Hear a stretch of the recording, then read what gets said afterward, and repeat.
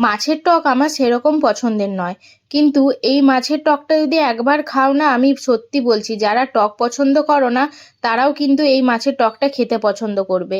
আর এটা হলো ফলই মাছ। এখানে আমি মাছগুলোকে ভালোভাবে পরিষ্কার করে ধুয়ে নিয়েছি, তারপর হলুদ আর নুন দিয়ে ভালো করে ম্যারিনেট করে রেখে দিয়েছি 10 মিনিটের জন্য।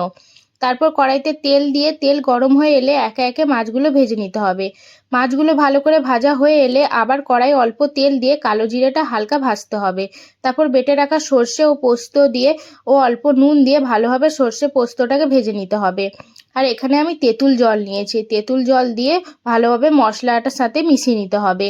তারপর একে একে মাছগুলো দিয়ে মশলার সাথে ভালোভাবে মিশিয়ে নিয়ে 5 থেকে 10 মিনিট পর অল্প চিনি দিয়ে নামিয়ে নিলেই আমাদের রেডি গরম গরম ফলই মাছের টক। আর এটা না গরম গরম ভাতের সাথে একবার খেয়ে দেখবেন, এর স্বাদ দুর্দান্ত হয়। আর আমাকে কমেন্টে এসে বলে যাবে এটার রেসিপিটা কেমন লাগলো তোমাদের সবার।